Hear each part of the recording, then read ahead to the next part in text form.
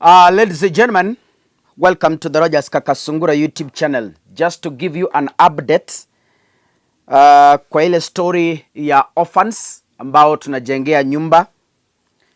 There is a friend, a long-time friend who was a friend to the father of those kids, but he migrated to the United States of America miaka mingi iliyopita.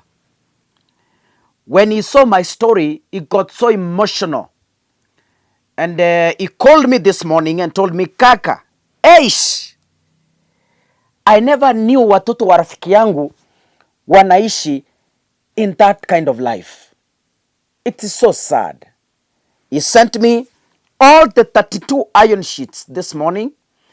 Akaniambia, Kaka, tafadhali, go and help those kids. Wao ni watoto wa rafiki yangu sana, tulikuwa tunatembea naye kwa village.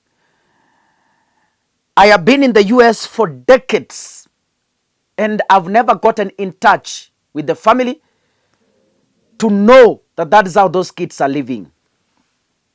So this gentleman, Machani Oga, who hails from the same village, just a distance like a few meters from where the house of those kids is, told me, Kaka, I cannot sit to watch the kids of my friend Saba.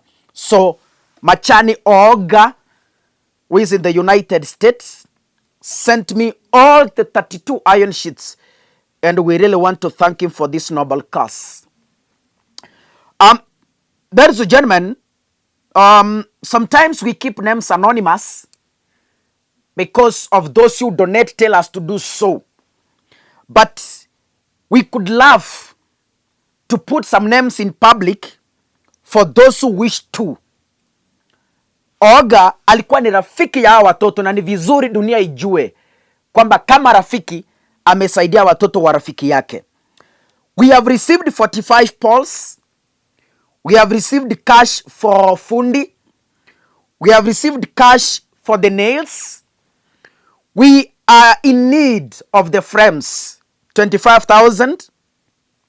We are in need of 4 doors, 16,000. We are in need of windows, 4,500. We are in need of 2 beds and mattresses at 17,000. And we shall keep you updated on the rest. So kama Mungu atakuguza vile Machani Oga ameguzwa, tafadhali just come in and help us. Tunataka frames. Si lazima upeane frames zote. You can give 10 frames. You can give 5. Out of the 25K, you can give 2,000. You can give 5,000. You can give 25,000. So si lazima upeane zote. Kidogo kidogo Waswahili wanasema hujaza kibaba. So I believe tukipata frames, doors and windows, tunaenda kuanza hiyo nyumba immediately. And even before we get even the doors, tunaenda kuanza hiyo nyumba, the rest shall follow. Ladies and gentlemen,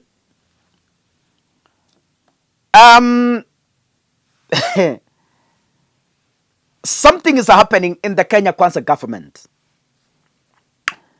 John Mbadi came in as the CS Finance, and according to him, he came to help William Ruto to salvage the sinking economy. That is according to John Mbadi himself.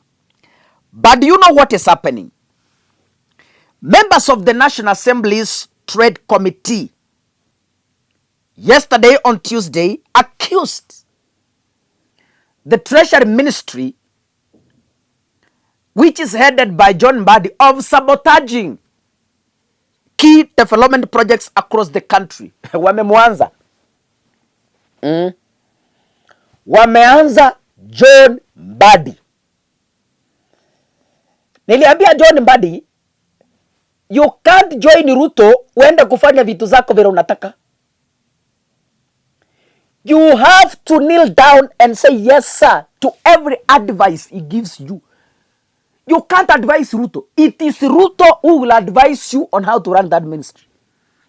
So we kama umeenda na kierere yako ati unaenda ku advise Ruto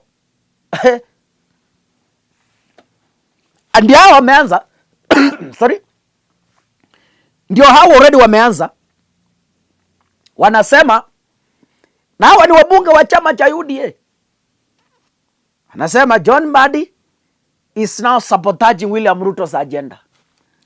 You know, sorry ladies and gentlemen, pole. You know, there is a saying that goes,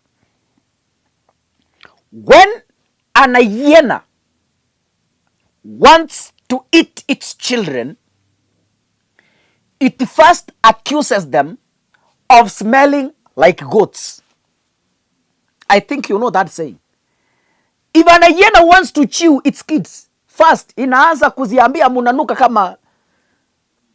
So when Ruto wants to eat John Mbadi, he first accuses him of sabotaging his plan.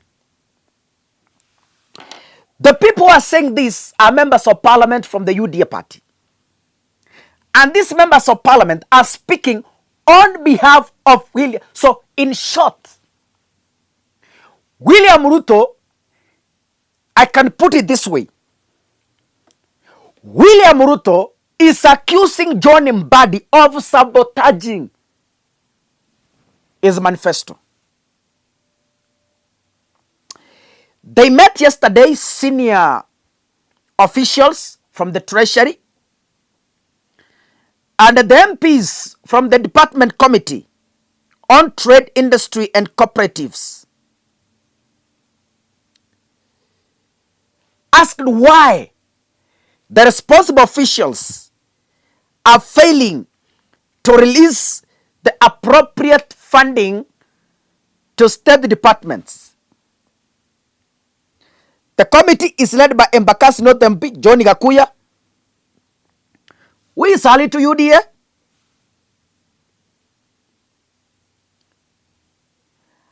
Alidai MP Mariani Kitani, who is also in UDA. Yeah? Ladies and gentlemen, among the projects that they are accusing is the construction of 6 export promotion zones, EPZ, that were allocated 500 million each in the last financial year, totaling to 3 billion. According to the data from the Treasury, only 300 million has been released to the projects after directive by President William Ruto. The MPs also questioned why the 3.5 billion for the coffee cherry fund had not been released despite Parliament allocating 4 billion in the financial year 2023-2024 budget. They are also faulting John Mbadi by failure to release 35 million meant for the modernization of Kenya Planters Cooperative Union, KPCU, warehouse, despite an allocation by the National Assembly in the supplementary budget 2 for the fiscal year 2023-2024. Ladies and gentlemen, let me tell you this. Personally,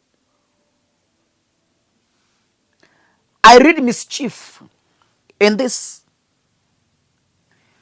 When UDA members are questioning about this, just know Ruto is speaking using proxy means.